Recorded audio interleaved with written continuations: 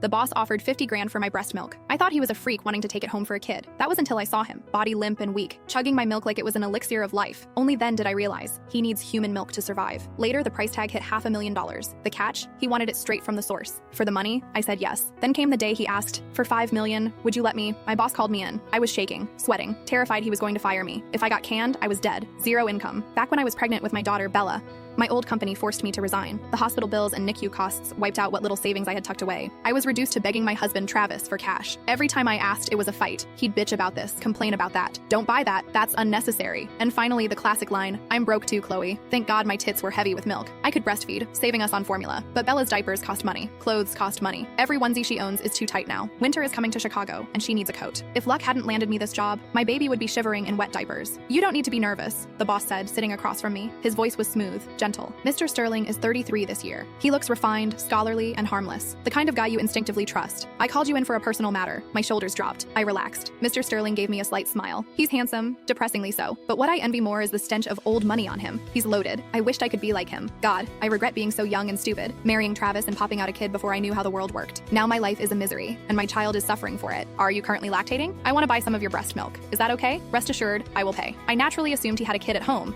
or maybe a friend's baby was starving and the mom ran dry. In our mommy groups, people ask for donor milk sometimes. Usually nobody charges for it. If you're leaking, you donate. So I said, Mr. Sterling, if you need it, you don't have to pay. Bella can't finish it all anyway. I usually just dump the extra down the sink. Mr. Sterling shook his head quickly. No, I don't like owing favors. Plus, I need a strict daily supply. If I don't pay you, I can't enforce my demands. Demands? Okay. If money wasn't involved, demands would be rude. But with cash on the table, that changes things. I nodded. All right, but you don't need to pay too much. Just a token amount. Kissing the boss's ass seemed like a good insurance policy against getting fired. Mr. Sterling added me on Venmo and instantly zapped me $50,000. Holy shit. I stared at him in shock. That's way too much. He stopped me from protesting. Don't refuse. I have a lot of requirements. You've passed your medical checks, so I know your milk is clean. Also, I have some intrusive requests, which is why the price is so high. Looking at that $50K, my heart ached. My bank account currently had $80 in it. I skipped lunch daily, surviving on the free crackers and stale coffee in the break room just to save pennies. I was dirt poor. Because I was poor, Travis and his monster of a mother, Mrs. Higgins, treated me like garbage, and I couldn't dare divorce him. If I divorced him, they'd fight for custody. With no money, I'd lose Bella. Even if I won, I couldn't afford childcare,